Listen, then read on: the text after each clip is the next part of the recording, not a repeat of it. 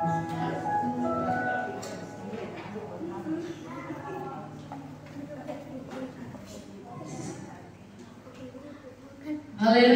selamat pagi. Saya undang seluruh jemaat Tuhan yang masih ada di luar. Mari kita masuk ke dalam dan kita akan menikmati ibadah kita. Kita akan mulai ibadah kita.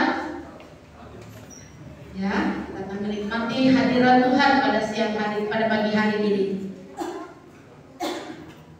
Mari kita siapkan hati kita. Kita siapkan tubuh jiwa kita untuk memuji dan membesarkan nama Tuhan. Katakan, pagi ini ku datang Tuhan. Kami datang Bapa kepadamu. Kami rindu hadirat-Mu Tuhan pada pagi hari ini.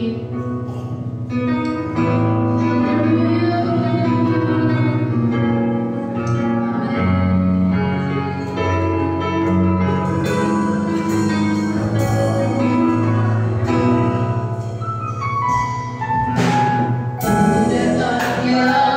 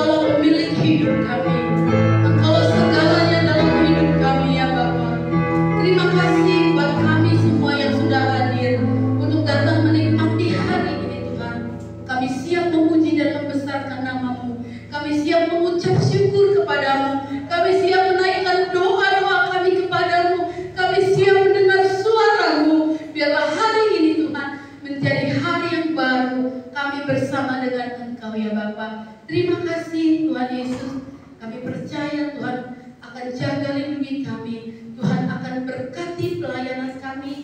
Tuhan akan berkati peribadahan kami hari ini. Terima kasih Bapa, terima kasih. Di dalam nama Tuhan Yesus Kristus kami berdoa dan mengucap syukur. Haleluya. Amin. Selamat pagi semua. Amin. Haleluya. Kita akan bagi berdiri. Kita akan katakan kepada Tuhan, kita tidak ada ketakutan. Kami hidup bersama dengan Dia Allah yang berkasa dalam kehidupan kita.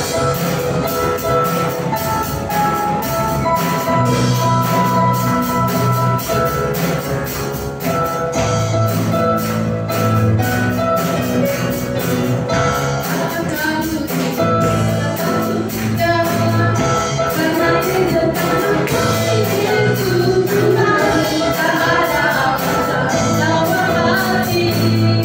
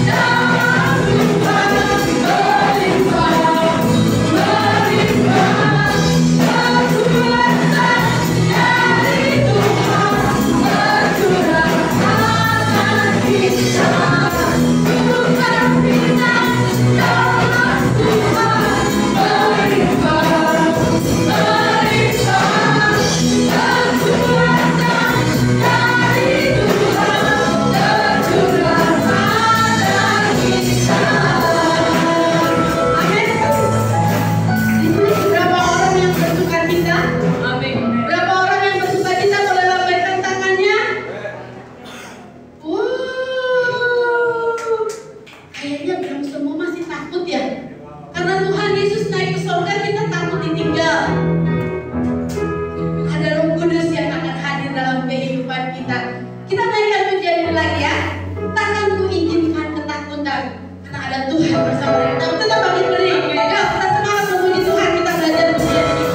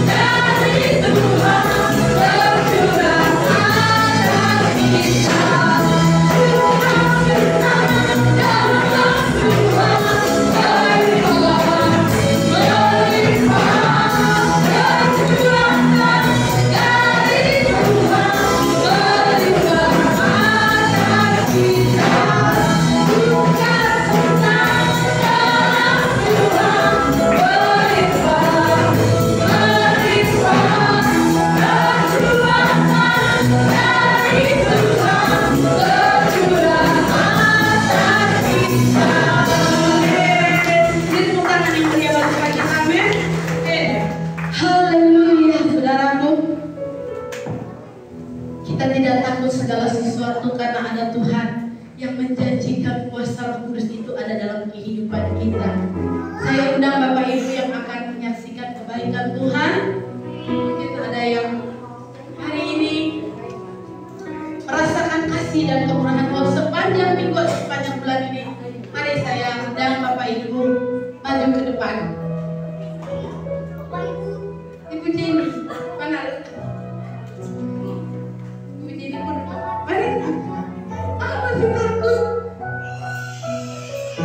Kita akan tunggu dengan pujian. Ada pertemuan di udara, pertemuan yang manis. Amin. Ini lagu baru ya, lagu baru bagi Anda, lagu apa saya?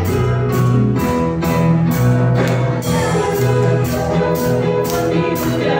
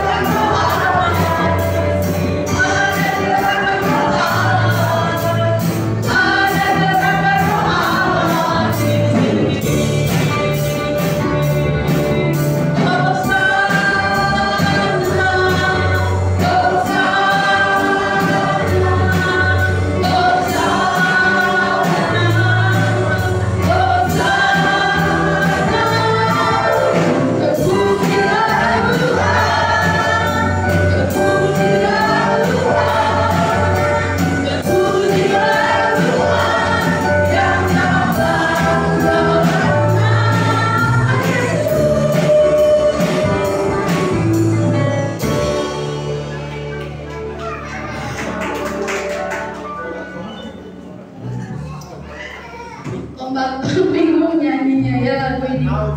Itu kurang 100 bait, harusnya di timur, di jiwa, dalam roh, di hatiku. Itu kurang 1 bait. Nanti ini tolong bereskan ya. Terus terakhir ada gerakan soalnya dikasih kurung awal 3 kali. Jadi nggak bingung orang nyanyi ya. Masih ada 1 bait dan pas terakhir dari kalimat itu harusnya ada kurung awal 3 kali ya. Jadi diberesin ya. Ada 1 bait lagi ya. Nah, setelah kaum pria sudah menyanyikan pujian bagi Tuhan, sekarang saya undang anak-anak sekolah minggu dan remaja kita bernyanyi buat Tuhan.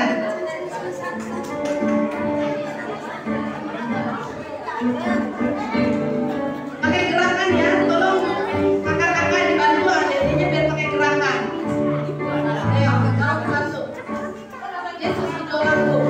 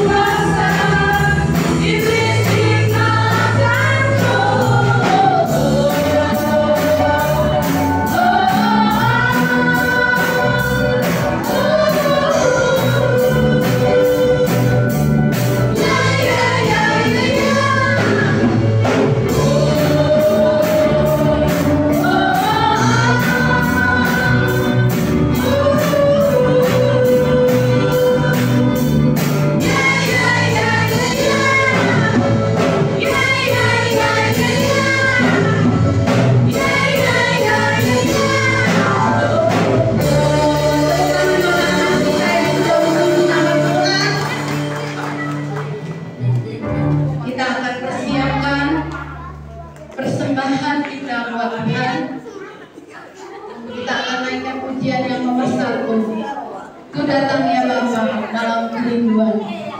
Saya undang yang menjalankan kolekte maju ke depan dan kita naikkan pujian ini.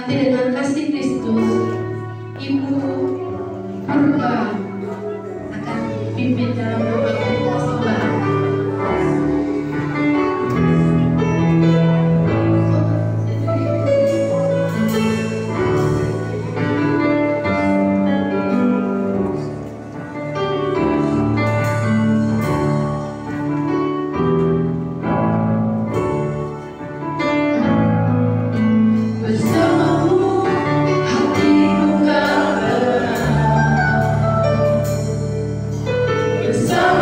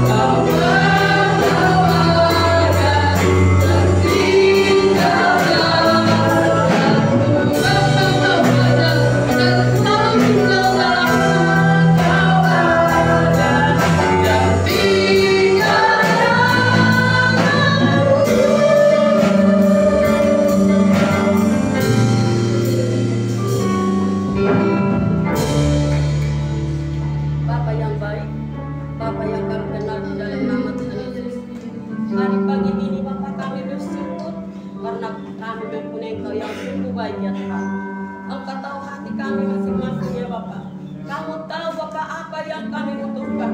Ada Tuhan yang ada menolong dan menolong kami. Tuhan, hari pagi ini kami bersekutu dengan Engkau Tuhan. Urapi hati dan pikiran kami Bapa. Urapi kami Tuhan, biar kami fokus kepada Engkau Tuhan. Kami tahu Bapa, kami manusia biasa, tidak luput di dalam kekurangan Bapa. Tapi kami percaya dan yakin kalau kami berserah kepada-Mu Tuhan, apa yang kami butuhkan, apa yang kami kurang Bapa, selalu Tuhan menolong dan menopang kami.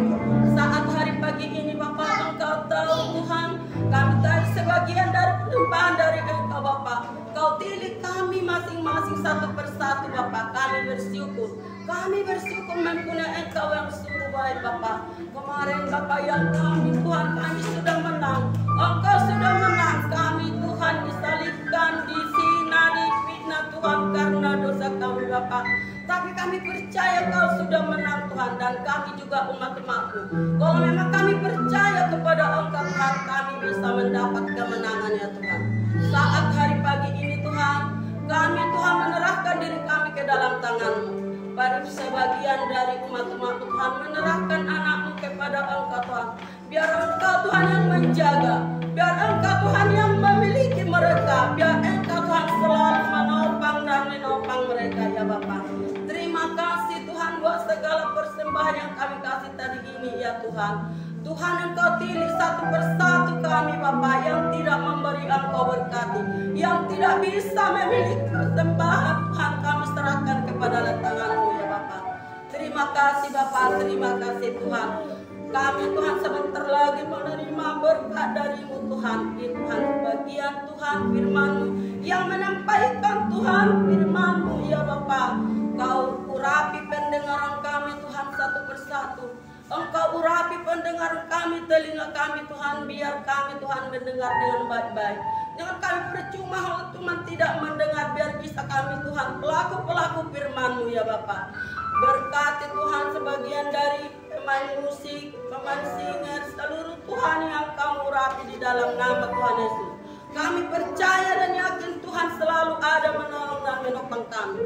Terima kasih kami Tuhan, terima kasih ya Bapa. Sebelumnya kami Tuhan penuh dosa, penuh kekurangan. Urapi kami Tuhan, ampuni kami Tuhan, maafkan kami Tuhan. Terima kasih ya Bapa, terima kasih ya Tuhan, di dalam nama Tuhan Yesus. Kami sudah berdoa dan mengucap syukur di dalam nama Tuhan Yesus. Kami mengucap syukur. Haleluya, haleluya. Kita akan masuk dalam acara penyerahan anak. Saya undang keluarga yang menyerahkan anaknya, silakan untuk maju ke depan dan duduk ambil bagian di depan mimbar.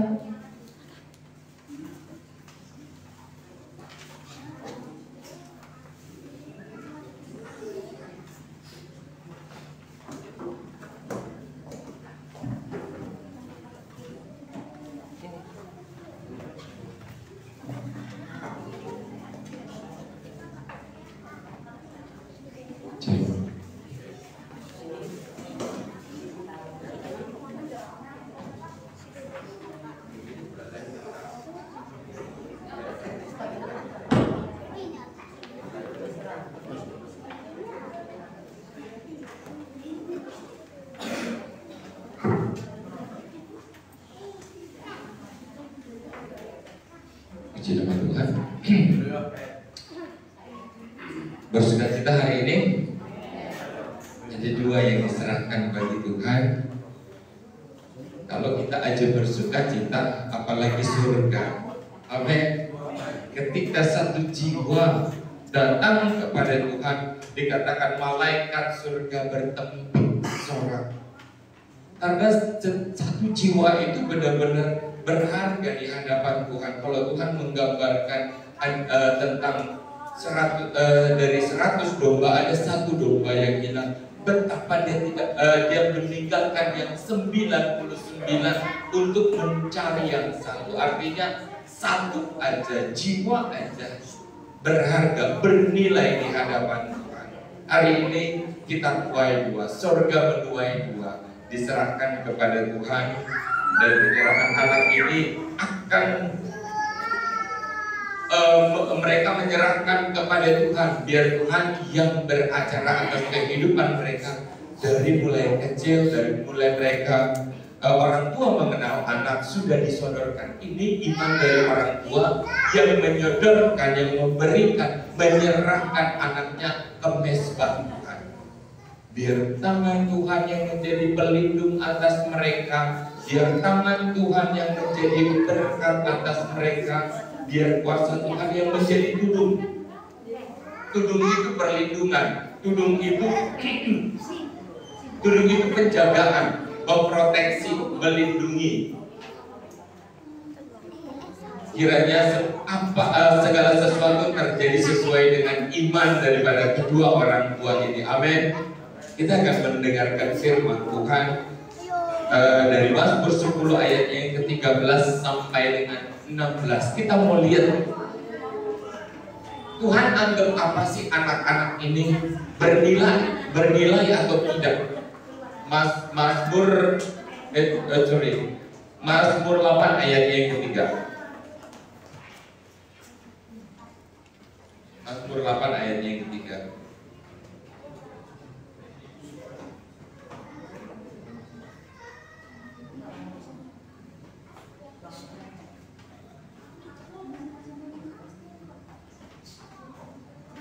Ayat 4 ya. Dari mulut bayi-bayi dan anak-anak menyusu, dikatakan apa?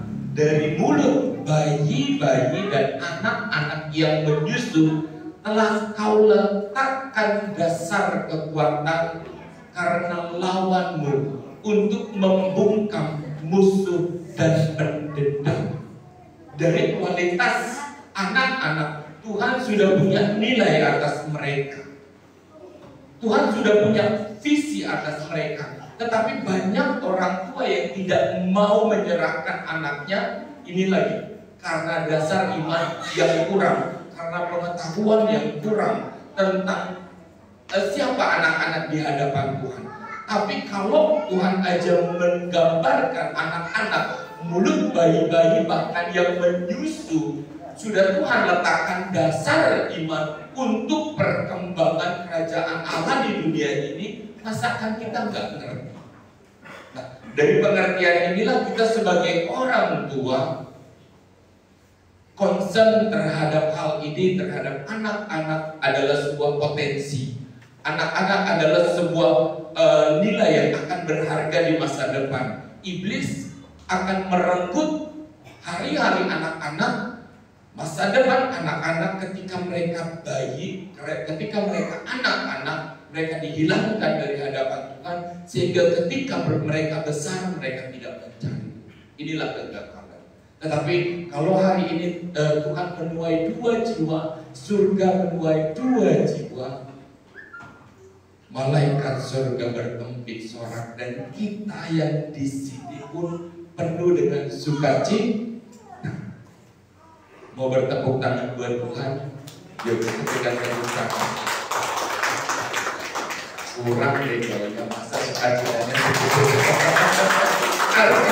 Arti bertepuk sorak itu benar-benar sukacita. Wow, tambah lagi jiwa bagi Tuhan. Markus 10 ayatnya yang ke-13. Kita lihat.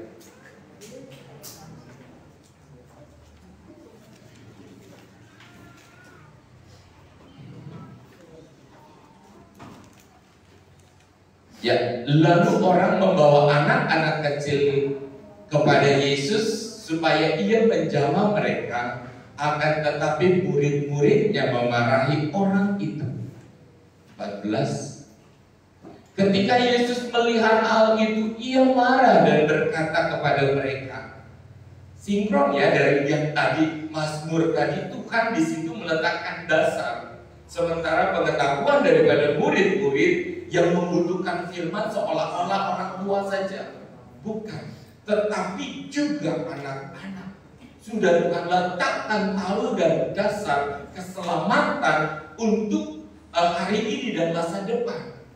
Kalau yang anak-anak digagalkan dan diambil kesempatannya oleh si iblis, kerajaan Tuhan tidak menjadi besar di dunia ini. Tetapi apa kata Tuhan tentang kerajaan surga di hadapan anak-anak?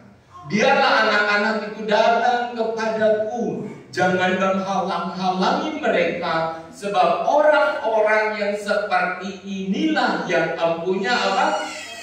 Kerajaan Allah.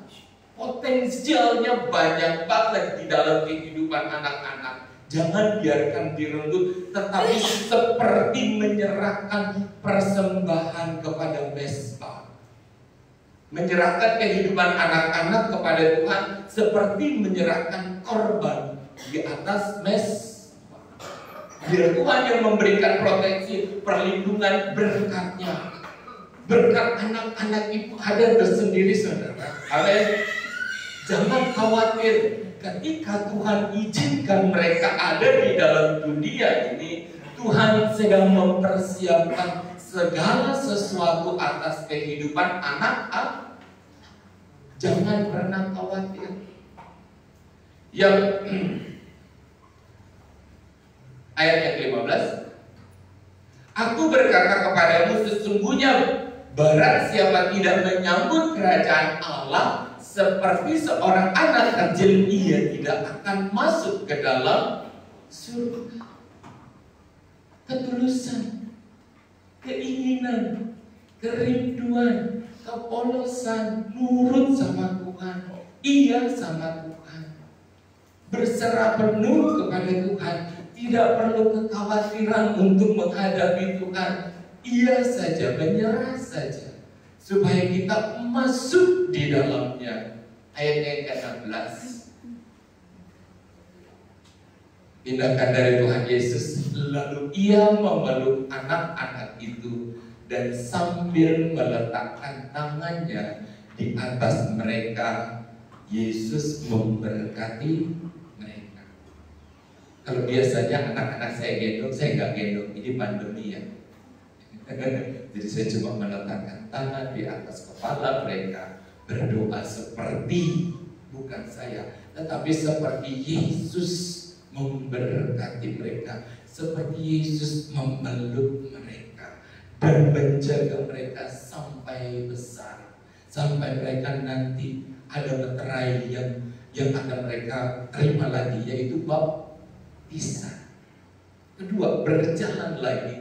Mereka dewasa, mereka ada di dalam Tuhan, mereka penuh dengan sukacita dalam dekapan Tuhan.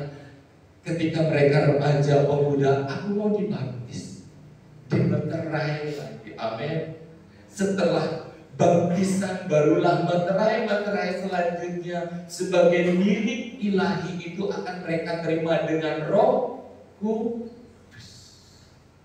Kita nih yang Tuhan nih harus dimeteraikan perbuatan kita dalam kebaikan. Lakukan firman, minta kuasa Roh Kudus, mampukan aku Tuhan. Itu materai. Materai untuk apa? Kita layak untuk masuk dalam kerajaan surga. Kita layak masuk dalam perjamuan Tuhan. Kita layak masuk dalam sukacita. Sukacita yang Tuhan katakan itu penuh, melimpah, gak bisa dibayar dengan kekayaan kemuliaan dunia ini. Amin. Mari sama-sama kita tundukkan kepala.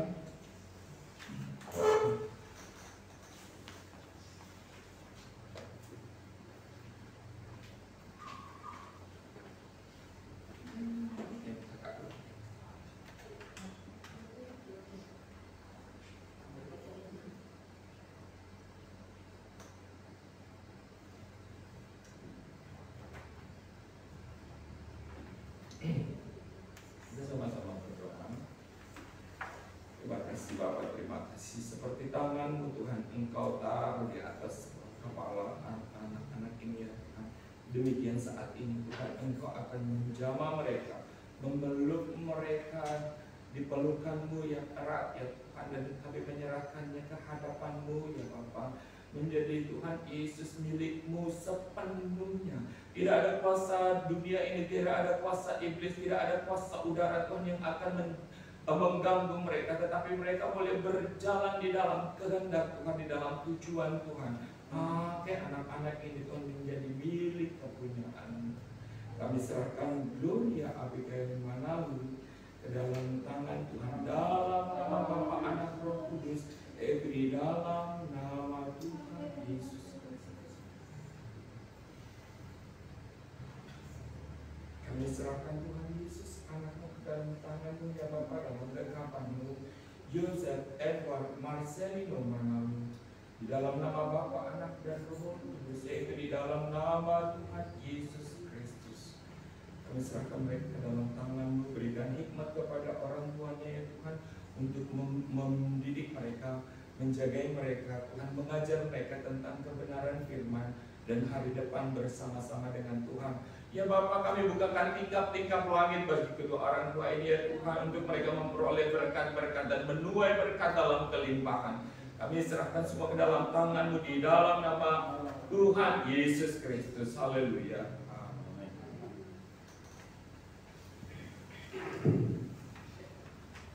Kita berikan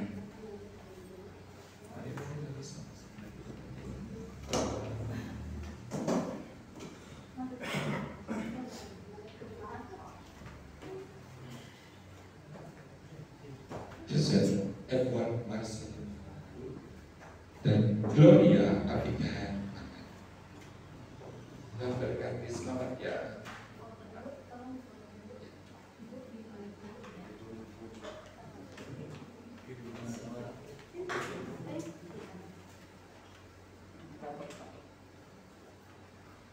Oke, 1, 2, 3. 1, 2, 3. Oke. Terima kasih. Kasih salam, kita berkemenangan.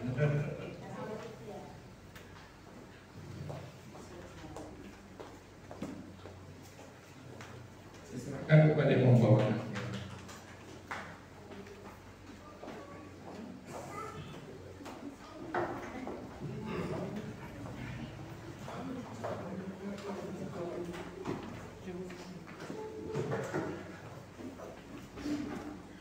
Haleluya. Ada sukacita? Ada lagi yang menyerahkan anak? Yang belum menyerahkan anak silakan beri nanti di jadwal ya Bapak Ibu Saudara. Kita akan menyerahkan anak-anak kita kepada Tuhan ya. Puji Tuhan. Pagi hari ini kita akan belajar bersama-sama tentang suatu tema, membangun kepercayaan sang pemilik. Liburannya sukacita? Sudah kobol-kobol? Puji Tuhan. Liburan yang setiap liburan itu menyatukan keluarga dengan keluarga ya, pribadi dengan pribadi, saling menguatkan. Tapi jangan lupa Bapak Saudara, kita mungkin bisa liburan, tapi iblis gak pernah libur ya. Iblis gak pernah ambil cuti. Dia tetap terus berusaha, bekerja untuk membuat anak-anak Tuhan jatuh, tetapi kita harus tetap kuat di dalam Tuhan. Puji Tuhan, di suasana hari pencurahan Roh Kudus ini, kita bersyukur bahwa Roh Kudus yang menuntun keluarga lepas keluarga. Setiap keluarga itu memiliki pohon berkat keluarga. Ada pohon berkat keluarga Bapak Jimmy Sihombi misalnya. Ada pohon berkat keluarga Ibu Purba dan lain sebagainya. Nah, bagaimana pohon itu bisa bertumbuh, bisa berkembang, bisa menghasilkan daun-daun yang diberkati oleh Tuhan, itu tergantung dari generasi pendahulu dan generasi kita. Nanti kita menurunkan ke generasi selanjutnya. Kita akan membangun kepercayaan sang pemilik pohon kehidupan keluarga, lepas keluarga dalam kehidupan kita. Puji Tuhan, langsung saja kita buka ayatnya, Matius pasal 6. Selamat datang Ko Yeri, saya kaget. Belum pulang ya. Matius pasal 6 ayat 20 sampai 21. Kalau Billy sama Dewi katanya berangkat subuh ya tante ya, menghindari pencegatan, padahal nggak dicegat kayaknya sebenarnya. Kalau arus balik itu kayaknya nggak dicegat. Yang mudik tuh katanya agak ketat. Matius pasal 6 ayat 20 sampai 21. Tetapi kumpulkanlah bagimu harta di surga, ya. Di surga lengat dan karat tidak merusakkannya, dan pencuri tidak membongkar serta mencurinya. Ayat 21. Karena di mana hartamu berada, di situ juga hatimu berada. Harta saudara di mana? Di mana-mana, ya. Puji Tuhan. Setiap manusia, saudara, setiap manusia punya tendensi, punya kecenderungan untuk mengumpulkan harta. Betul? Saya juga pengen mengumpulkan harta. Bapak ibu saudara punya tendensi, punya kecenderungan juga untuk mengumpulkan harta. Makanya kita bekerja keras, makanya kita berusaha, makanya kita mencoba. Setiap manusia ingin hidup diberkati, jasmani dan rohani. Ya pasti. Nggak ada di sini yang saya nggak mau diberkati, kan nggak apa-apa, saya hidup miskin juga, yang penting masuk surga. Nggak mau lah. Kita mau kaya di bumi, kaya di surga. Ya betul. Kita pasti, setiap manusia punya kecenderungan untuk ngumpulin harta, mencari harta kekayaan, ingin hidupnya diberkati. Apa salah? Enggak. Lebih dari keinginan kita untuk diberkati, lebih lagi kecenderungan manusia untuk hidup mengumpulkan harta. Bapa kita di surga lebih lagi ingin hidup saya dan saudara di muka bumi ini diberkati. Dia lebih ingin. Tapi yang paling penting, bagaimana sikap hati kita terhadap berkat, terhadap harta, terhadap kekayaan itu. Sikap hati itu yang lebih penting. Sikap hati kita akan uang, sikap hati kita akan kekayaan di dunia ini, sikap hati kita akan menentukan hasil akhir segala sesuatunya. Saudara yang datang pagi hari ini sama-sama ke gereja, betul? Sama-sama datang ke gereja GPDI Maranatha Holders. Tapi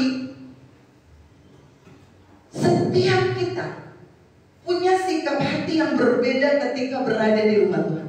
Betul? Karena manusia gak bisa lihat, tapi Tuhan tahu.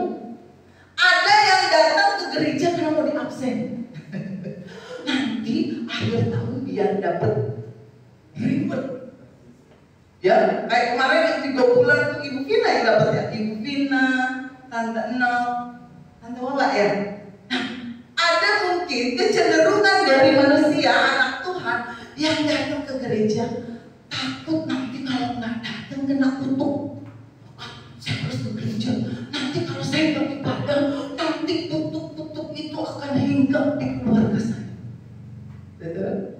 Ada lagi yang datang ke gereja karena saya nggak enak sama istri saya takut bagian. Kalau saya nggak ke gereja, itu momennya dari pagi sampai sore. Jadi saya ke gereja aja lah daripada diomelin. Betul? Tapi kalau saudara datang ke rumah Tuhan dengan rasa cinta mengasihi Tuhan, ada kasih yang besar kepada Tuhan Allahmu, itu sikap hati yang benar. Oh, saya mau ke gereja minggu ini karena ada acara penyerahan anak. Ada. Setiap manusia punya kecenderungan sikap hati yang berbeda-beda. Sama-sama mungkin kasih perpuluhan. Betul? Sama-sama saudara mungkin bawa perpuluhan ke rumah Tuhan. Tapi sikap hatinya kadang berbeda. Ada yang ngasih perpuluhan, ada takut kena kutuk nanti usaha saya bangkrut. Ada yang ngasih perpuluhan, takut nanti diomelin sama keluarga pastori kalau nggak ngasih perpuluhan. Kok ketawa Gustina? Saya nggak pernah ngomel kan? Ya, sama-sama mungkin saudara ngasih perpuluhan, tapi sikap hatinya kadang berbeda. Motivasinya kadang lain. Dan itu tidak diketahui oleh manusia. Hanya Tuhan yang tahu. Sikap hati yang penting, saudara. Saudara boleh kerja keras siang dan malam mencari uang, mencari berkat, mencari kekayaan. Tetapi ada orang yang nolong orang bisa sama-sama punya jiwa sosial yang tinggi. Tapi sikap hatinya kadang-kadang berbeda. Ada yang nolong orang biar terkenal. Bapak dulu pas ngasih bantuan sosial di foto dicekrek. Biar apa? Terkenal.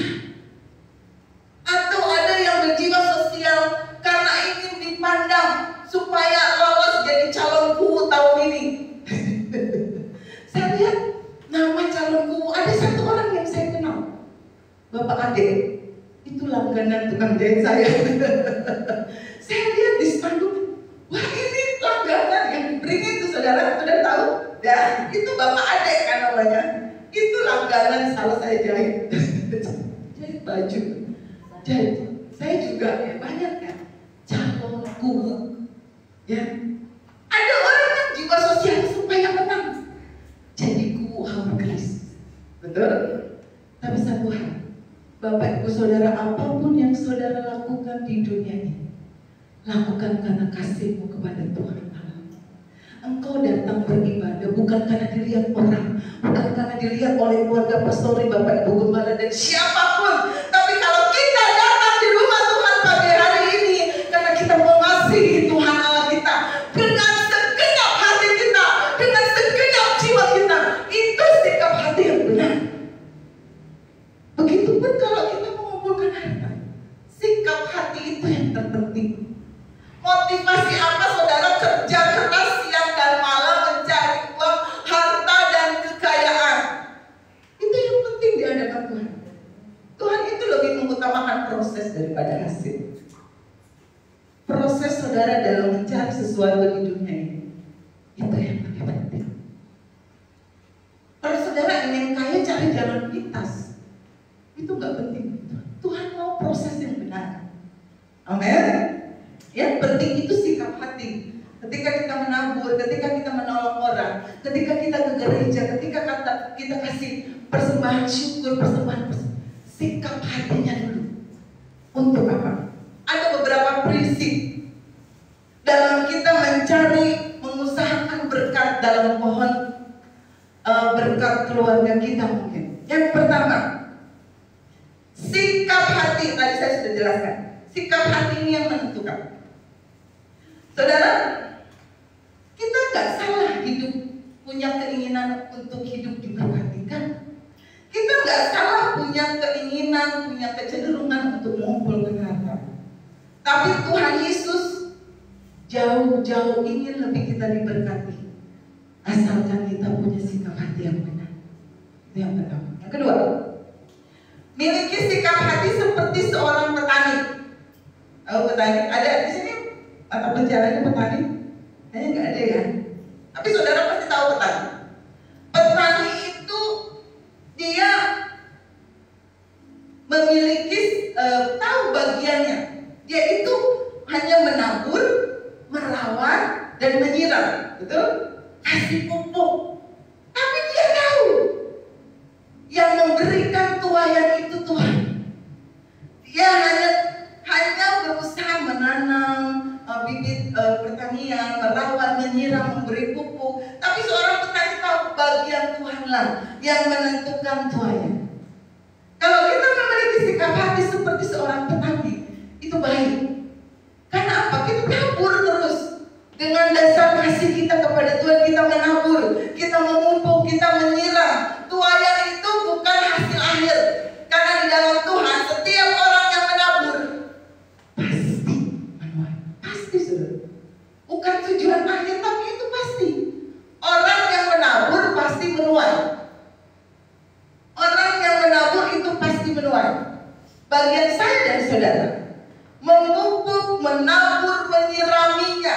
Setiap apa yang Tuhan percayakan dalam pekerjaan kita, apa yang Tuhan berikan kepercayaan untuk kita kelola, kita melakukannya seperti seorang petani. Apapun musim hama apapun, dia tetap menabur. Yang penting dia menabur, yang penting dia memupuk. Bagian Tuhanlah yang memberikan pertumbuhan dan tuayan. Itu prinsip yang kedua.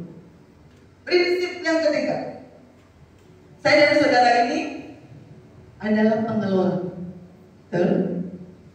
Tuhan itu pemilik, ya. Mengelola apa yang Tuhan percayakan dalam hidup saya dan saudara. Saudara tahu kalau seorang pengelola itu, dia tidak akan keberatan. Kalau pemiliknya bilang gini, kamu transfer uang segini ke rekening ini, betul? Pengelola. Pemiliknya bilang gini, kamu kasih 500.000 ke orang itu, kamu pindahkan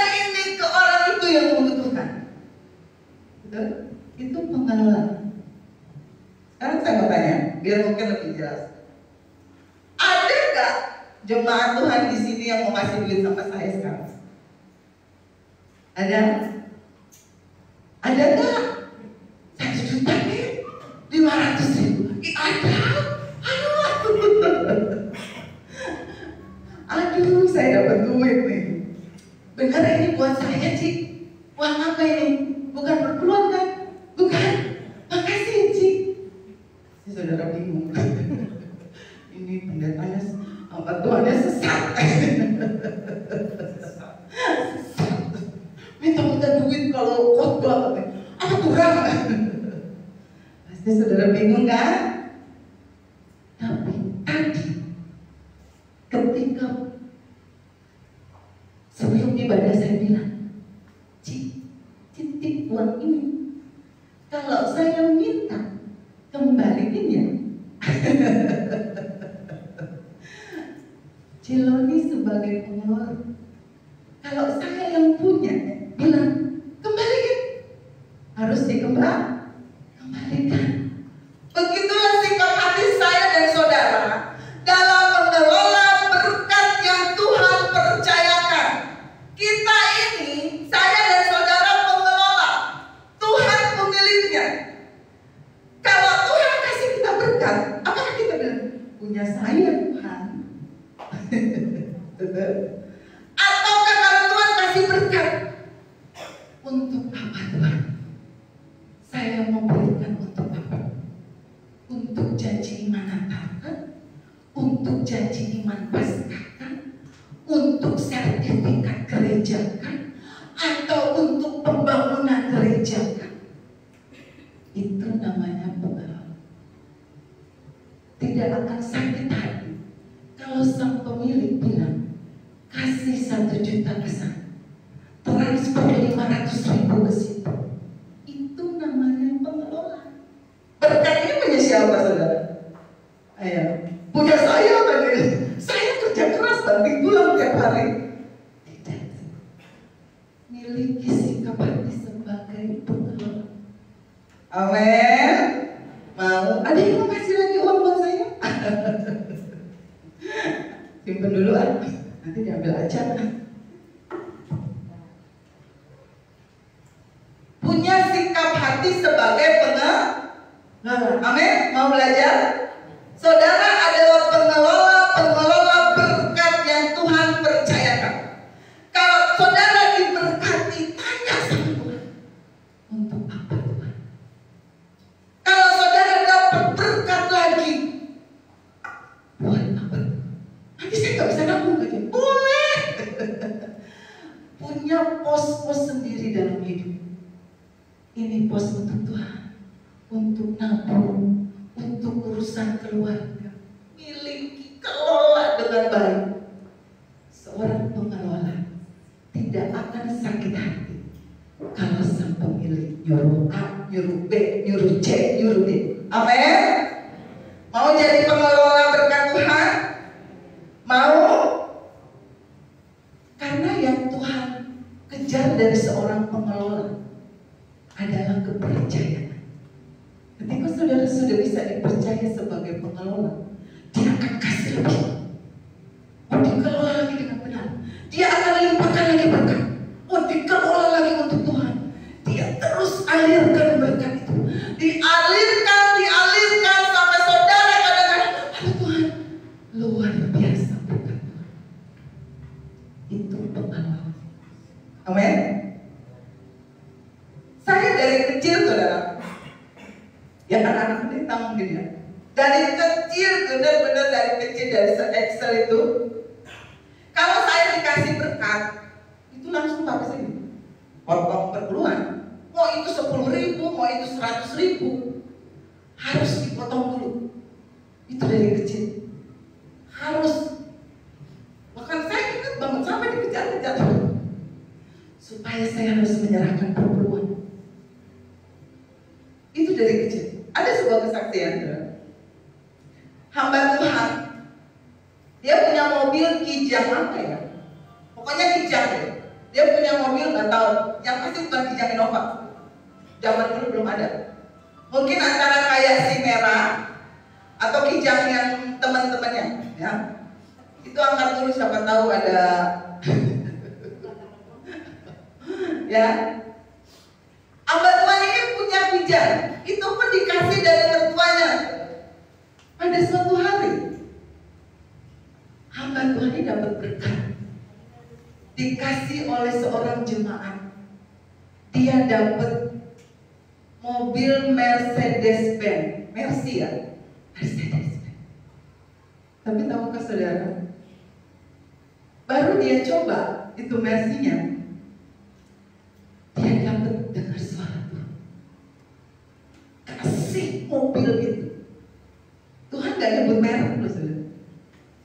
Kan sama-sama mobil. Kalau saudara nih, jadi hamba Tuhan ini, yang saudara kasih mobil yang mana?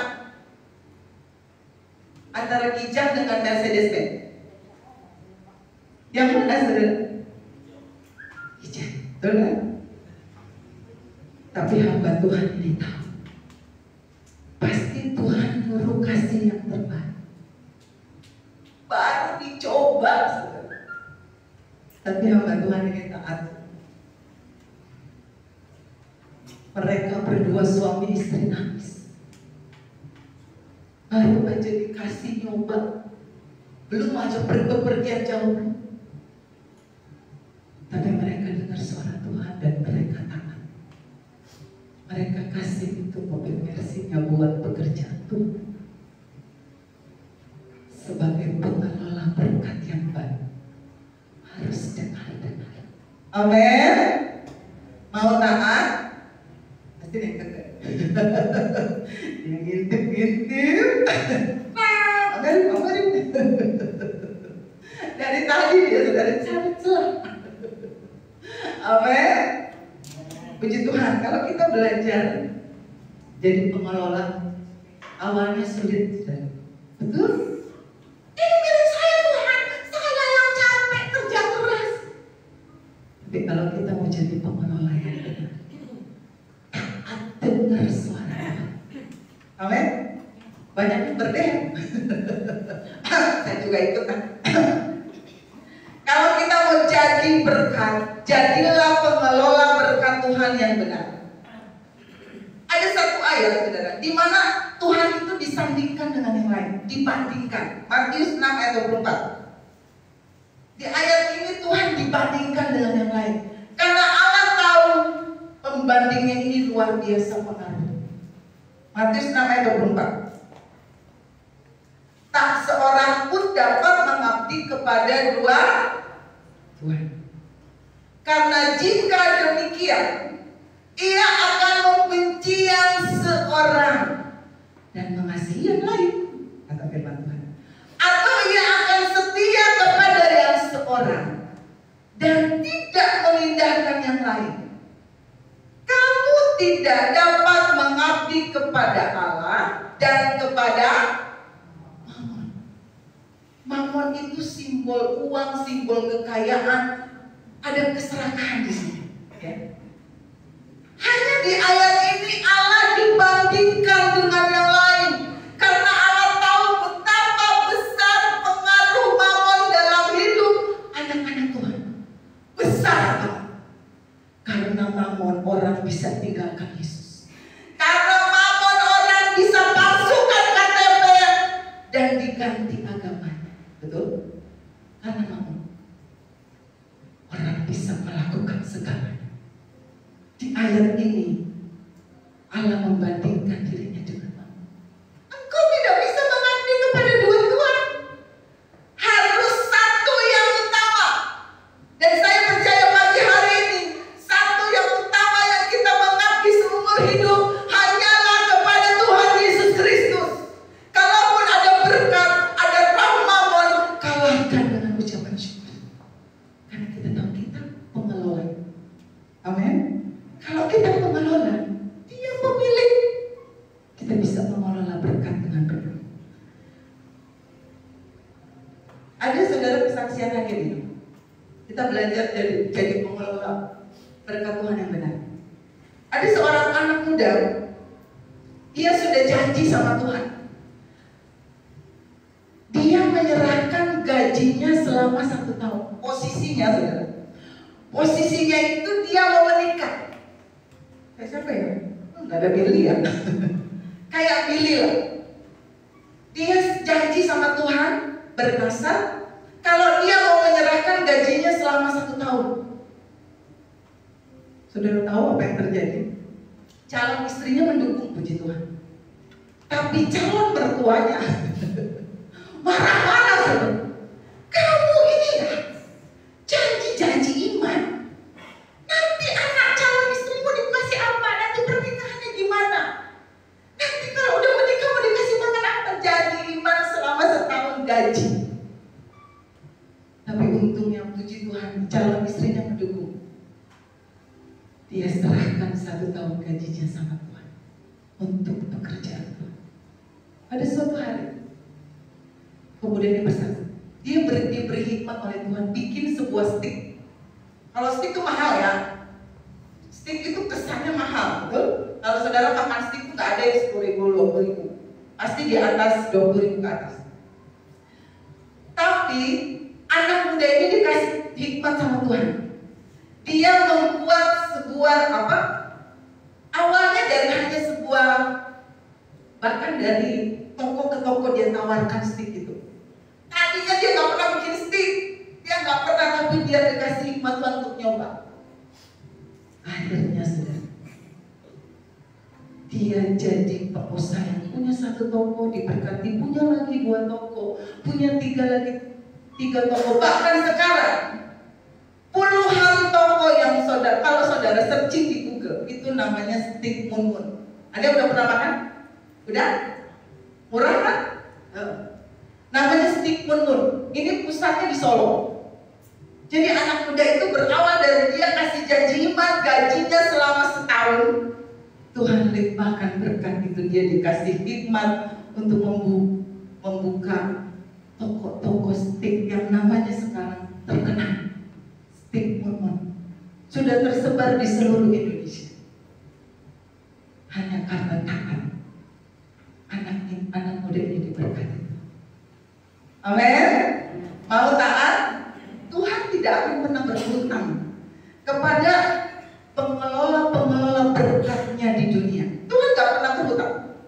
Saudara bisa buktikan kalau saudara kasih yang terbaik dengan sikap hati yang benar buat Tuhan, buat pekerjaan Tuhan, buat siapapun yang Tuhan kasih ini, kasih ke situ. Tuhan gak pernah berhutang. Dia pasti balas setiap usaha saudara untuk menjadi pengelola berkat Tuhan di dunia. Begitu.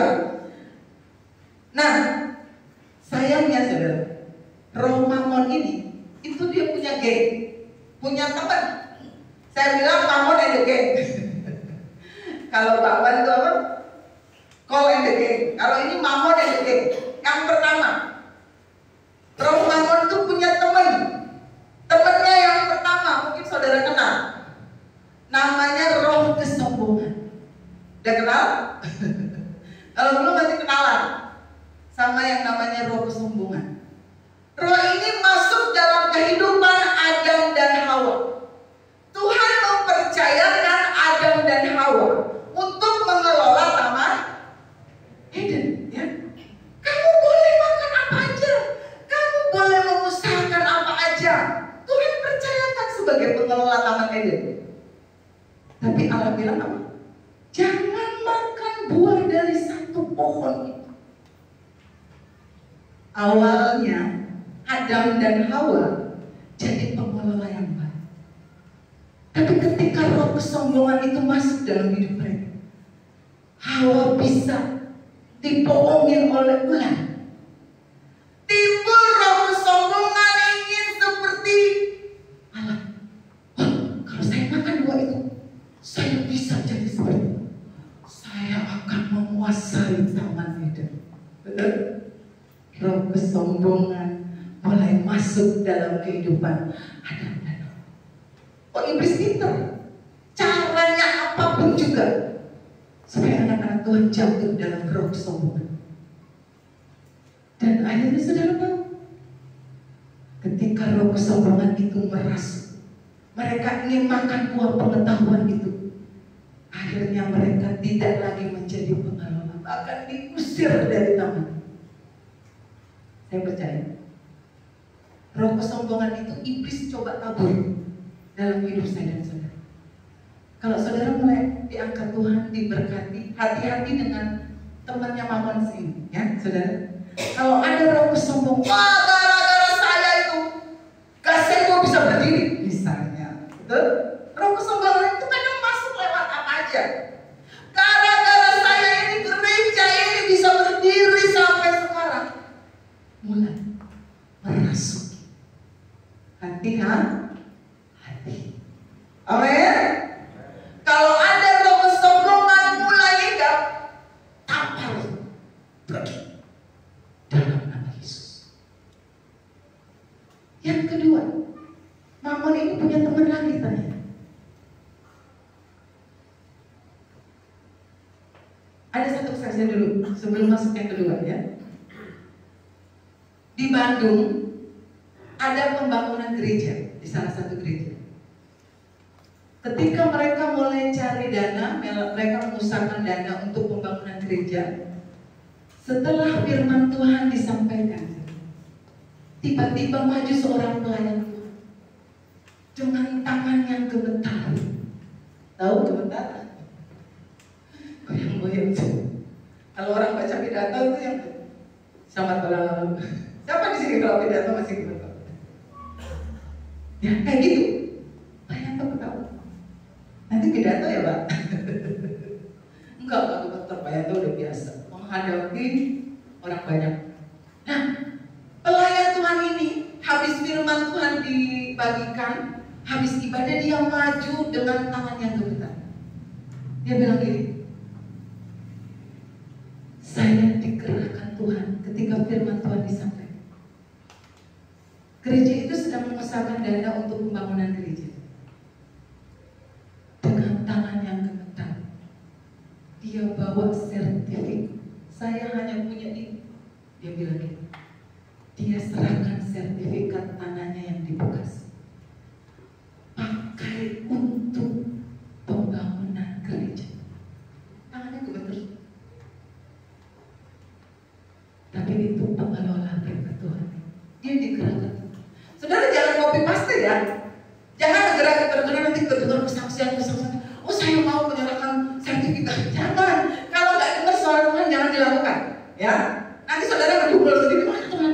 Saya sudah serahkan ini. Saya sudah kasih ini. Jangan. Itu harus benar-benar Tuhan yang istilahnya gerakan. Ya. Kalau saudara ikut-ikutan, misalnya Sinta ikut-ikutan. Oh kayak keserahkan gaji Johan setahun. Ntar berantem sama setahun. Jangan ya. Jangan copy paste, jangan ikut-ikutan. Ini hanya kesaksian. Boleh jadi teladan, tapi kalau saudara nggak dengar suara Tuhan, nggak digerakkan Tuhan, jangan lakukan ya. Ini hanya sebuah kesaksian. Ya Sinta yang dibeli. Jangan duduk mana ini? Belum diserahkan setahun udah bisa. Nanti statusnya lain. Ya sampai mana tadi ya? Misalnya diserahkan saudara. Dia punya tanah, sebidang tanah di Bekasi, dia serahkan ke gereja. Ya boleh dijual, boleh pokoknya hasilnya untuk membantu pembangunan gereja. Itu saudara. Jangan ikut-ikutan ya saudara. Nanti Mas Ariwon, saya mau menyerahkan apa gitu. Jangan. Tunggu dengar apa yang Tuhan gerakkan untuk saudara serahkan sama Tuhan. Ya. Yang kedua, temannya Mamon, siapa lagi ya? Mungkin saudara kenal. Roh mementingkan diri sendiri. Ini biasa iblis taburkan lagi. Selama kita diberkati untuk diri sendiri, kadang-kadang masuk. Yang penting saya sudah diberkati. Bodoh amat orang lain, betul? Yang penting saya gak rakok. Saya sudah diberkati. Biarin aja yang lain.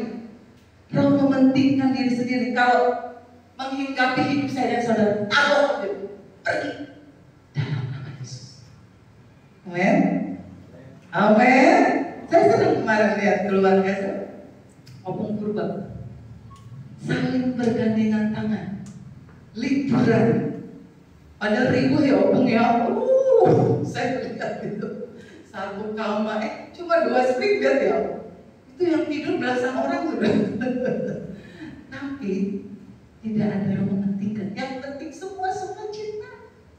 Biarpun mungkin ada yang tidur di luar digigit nyamuk ya. Betul Bapak Jimmy suami jangan ketawa. Bapak sabar digigit nyamuk. Gak apa-apa. Yang penting ada sukacita dalam keluarga. Tidak mementingkan diri sendiri. Kalau ada yang gak bisa ikut ya udah, jangan dibully. Ibu Rosana gak bisa ikut karena memang kondisi. Yang penting nanti ada kesempatan lagi, bikin lagi ya hubungnya. Pulang kampung nanti ya, bikin di kampung. Mereka seragaman sudah. Pulang kampung tahun berapa gitu? Saya lihat di foto, ada seragamnya. Ya, coba saudara punya. Kalau saudara punya keluarga besar,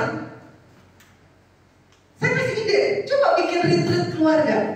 Undang siapa? Betul?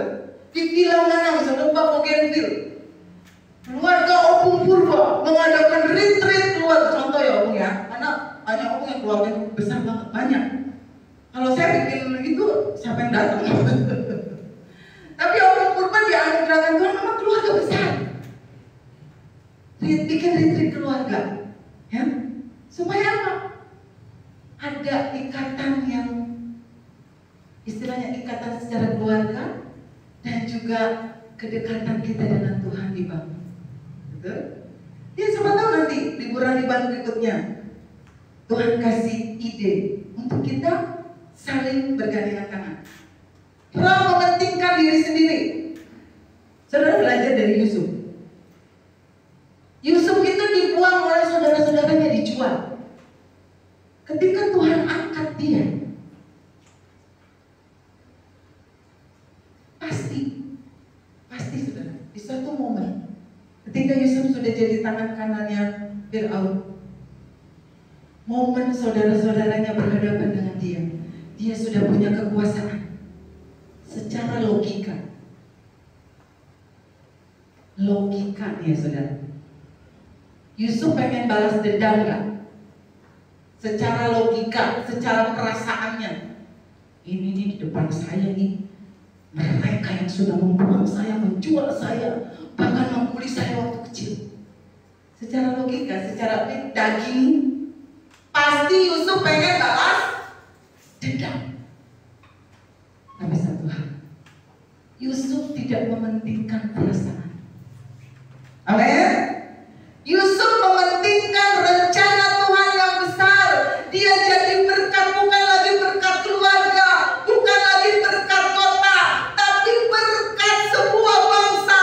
Ada di tangan keputusannya. Dia tidak mengambil keputusan untuk balas dendam. Coba, kalau Yusuf balas dendam kepada saudara-saudaranya, tidak ada bangsa yang terikat dalam perjanjian. Ya, jangan ada yang mementingkan. Kalau ada yang salah, hapus dengan kasih Tuhan. Kalau ada yang sakit hati, bersihkan di hadirat Tuhan. Kalau ada undang-undang antar keluarga, antar pribadi lepas pribadi, teman seiman, jangan ada yang mementingkan diri sendiri. Duluan minta maaf. Amin. Amin. Amin. Paling keras. Haleluya. Amin. Kita akan jadi saksi-saksi seperti Yusuf. Lewat tangannya ada berkat mengalir buat saudara-saudara, jadi satu bangsa yang besar.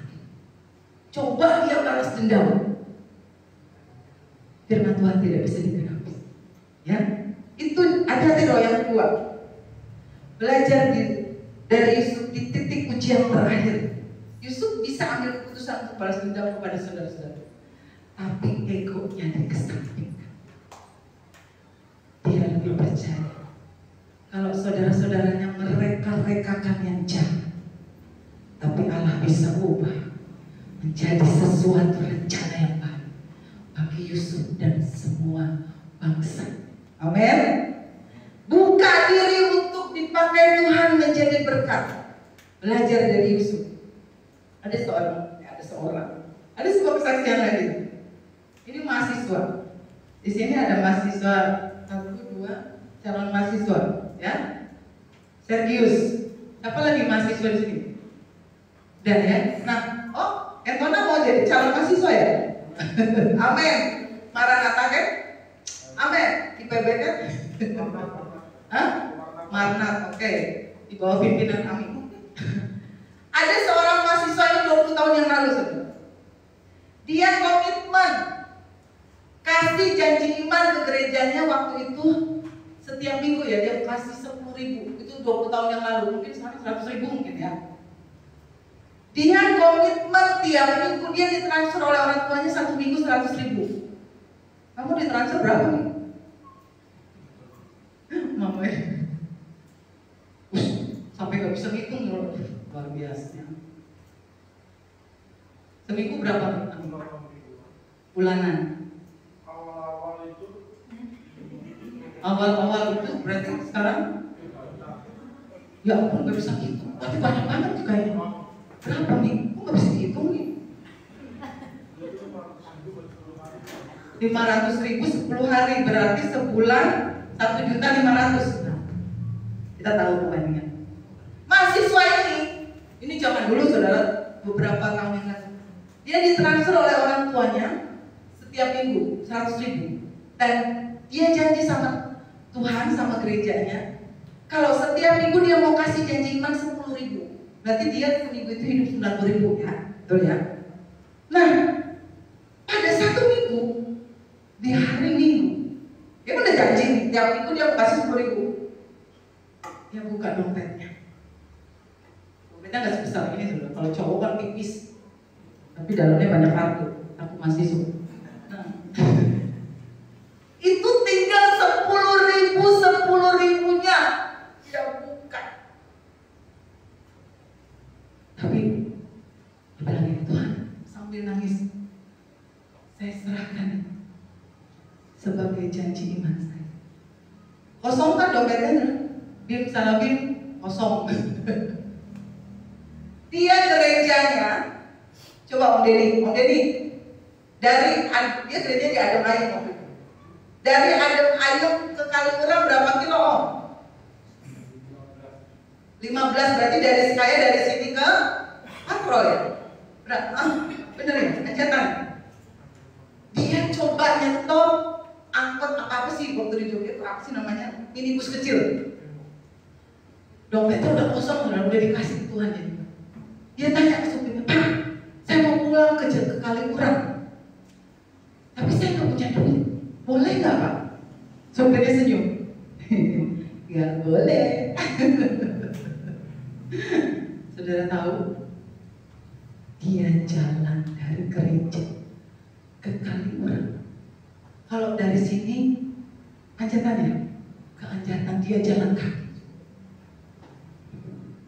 Mungkin sambil nangis. Tapi itu janji Tuhan. Saudara tahu, di minggu itu dia coba cek rekeningnya. Saudara tahu dia menemukan nominal berapa? Di rekeningnya ada nominal 10 juta. Dan sampai dia kesaksian, dia tidak tahu itu dari mana. 10 juta. Saya dengar ini nangis saudara. Leo berani jalan kaki. Saudara, benar-benar memang ya kadang-kadang ada orang yang diberikan hati yang memang gila-gilaan buat Tuhan. Saudara jangan ikut-ikutan ya. Nanti Bapak Sarihon, saya mau ngesap penyerangan. Motor saya saya pulang sama istri saya jalan kaki, jangan di copy paste. Ini hanya kesaksian yang bisa memotivasi saudara. Ya, saya bacanya nangis saudara. Ada seorang mahasiswa ini, dia berani banget berani. Saya aja mungkin nggak berani kalau begitu. Tapi dia serahkan itu. Tuhan tidak pernah berhutang. Sampai detik hari ini dia tidak tahu siapa yang transfer 10 juta ke rekening. Amin. Mau jadi pengelola berkat? Berikan yang terbaik. Yang ketiga, tadi itu berapa ya?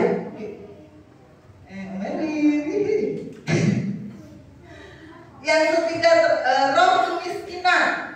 Nah, roh kemiskinan ini bekerja kalau kita sudah nabur, kalau kita sudah ngasih. Roh kemiskinan itu biasanya begini. Gimana nanti kalau bulan ini kamu nggak cukup? Ya, setelah kita ngasih ke gereja misalnya, jangan-jangan tadi kamu ngasihnya kegedean, ikutin perasaan. Itu roh kemiskinan. Itu bekerja sesudah saudara memberi kepada Tuhan. Nanti ada pikiran begitu. Aduh, jangan-jangan tadi saya kegedean ngasihnya.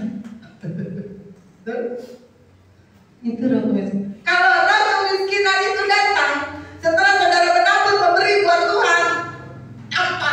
Dapat nama Yesus. Karena Tuhan tidak pernah berhutang buat saya. Itu roh kemiskinan. Ini terjadi kepada Yudas. Ketika Maria menumpahkan minyak mahal laras tuber kaki Yesus, Yudas bilang apa? Aduh Yesus sayang saya, coba dijual dibagi-bagikan ke orang miskin. Betul? Padahal sikap hatinya gak gitu kan? Saudara baca. Yudas itu seorang pencuri kasih. Dia ngomong gitu bukan karena memang benar-benar mau dibagikan, enggak. Itu roh kemiskinan. Bekerjanya kalau saudara sudah ngasih sama Tuhan, nanti saudara pulang, aduh saya jadi gimana kegedean tadi, aduh nanti gimana bayarnya, aduh nanti saya jatuh miskin. Hati-hati, tolak dalam nama Yesus. Yang terakhir, roh ketamakan.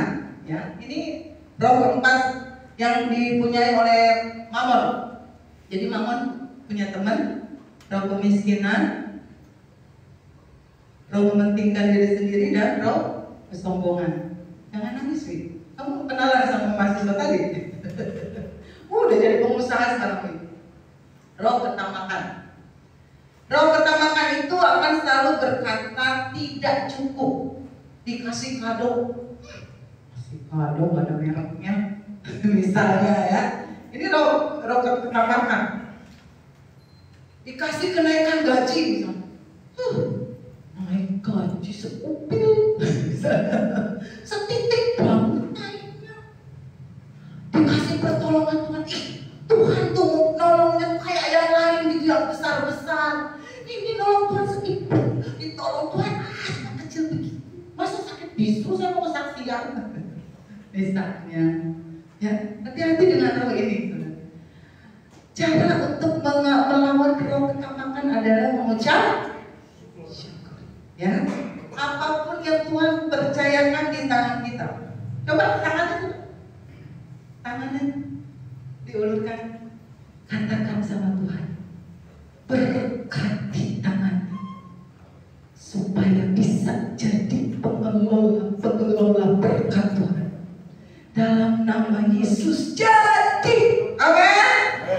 Saudara akan diberkati Tuhan kalau tangan ini, kaki ini, saudara mengerjakan segala sesuatu yang Tuhan percayakan, mau itu besar, mau itu kecil. Ketika pengelola itu menjalankan tugasnya dengan baik, dia tidak pernah berhutang. Tidak. Minta Tuhan memberkati seluruh organ tubuh kita jadi pengelola berkat yang baik. Tidak ada roh mementingkan diri sendiri, tidak ada ketamakan, tidak ada roh kemiskinan, tidak ada roh kesombongan. Kalau roh-roh itu datang, tolong dalam nama Yesus. Saudara punya Roh Kudus yang sanggup menguasai hidup kita, sehingga kita mengabdi hanya kepada satu pribadi, Yesus Kristus Tuhan. Amin. Saya mau nambah pemain musik. Saya mau akhiri dengan satu kesaksian lagi. Saya mau nambah pemain musik di Banjarsari. Saudara tahu mungkin ya, itu dulu belakangnya kebun rumsuk. Ya nggak bagus lah dulu Banjarsari itu. Tapi pada suatu hari ada seorang ibu janda tua, nenek-nenek pensiunan. Dia serahkan tabungannya sama mami saya. Mami saya udah janda waktu. Dia kasih, tante, renovasi itu belakang gereja. Dulunya kebun dulu, banyak nyamuk. memberikan dia kasih. Banyak yang ngikutin, pada nyumbang, pada ngasih. Berawal dari seorang ibu tua, janda, gak punya apa-apa, gak punya anak, tapi dia kasih semua tabungannya buat Tuhan. Kalau saudara lihat baik-baik sana sekarang, berawal dari persembahan seorang janda. Minta Roh Kudus memberikan kepada kita roh hikmat untuk kita mengelola setiap berkat-berkat yang Tuhan percayakan dengan kita. Amin. Saya ingin kita semua balik berdiri. Berterima kasih kepada Tuhan Yesus. Mungkin dulu kita tidak mengerti cara mengelola berkat yang benar, tapi pagi hari ini Roh Kudus kasih pengertian, Roh Kudus kasih hikmat, Roh Kudus kasih kemampuan. Nyanyikan dengan iman.